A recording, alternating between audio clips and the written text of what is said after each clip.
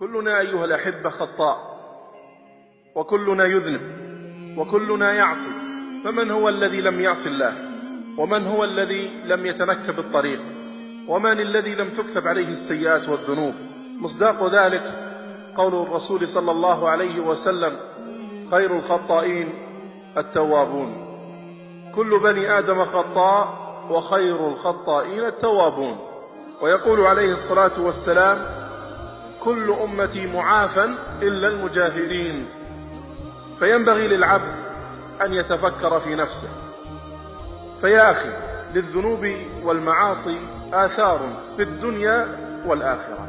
فتذكر يا أخي عندما تحدثك نفسك بالمعصية من الذي تعصيه؟ هل لك من الله ملجأ ومهرب منه سبحانه وتعالى؟ فمن الذي تعصيه وهو الذي ينزل عليك رحمته في كل لحظة وساعة، وإليه يرتفع عملك الصالح والسيء، وله في كل شيء آية تدل على أنه واحد. فيا عجبا كيف يعصى الإله أم كيف يجحده الجاحد. وتذكر أن الذي تعصيه سبحانه وتعالى قد أحاط ملكه جميع المخلوقات من سماء وأراضين وجبال وأنهار وبحار. فمن نحن حتى نعصي الله، حتى نعرض أنفسنا لسخط الله ونقمته سبحانه وتعالى، ونحن العبيد وهو الملك؟ فهل تنفعه سبحانه وتعالى طاعتنا؟ وهل تضره معصيتنا؟ كلا.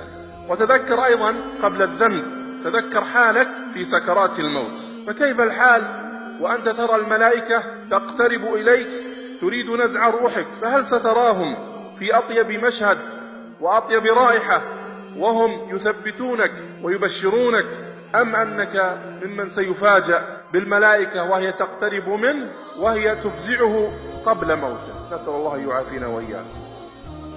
فتذكر يا أخي ما بعد الموت أيضا. كيف بك وأنت توضع في ساعة الموت أمام المغسلين وهم يغسلونك ويكفنونك وهم يقلبونك يمنة وشمالا، وأنت لا تستطيع حراكا وليس لك أمر ولا نهي. فتذكر ماذا سيكون عليك قبرك، وماذا سيكون عليك من ضمة القبر التي لو نجا منها أحد لنجا منها سعد بن معاذ رضي الله عنه. في القبر إما نعيم وإما عذاب.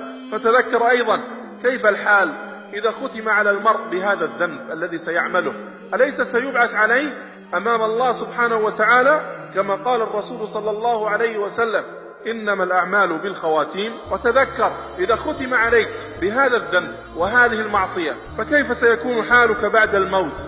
فإما ربح ليس بعده خسارة، وإما خسارة فادحة يخسر الإنسان فيها نفسه التي هي رأس ماله. فكيف سيكون الحال في القبر؟ هل ستكون في روضة من رياض الجنة، أم أنك ستكون في حفرة من حفر النار؟ نسأل الله يعافينا وإياكم.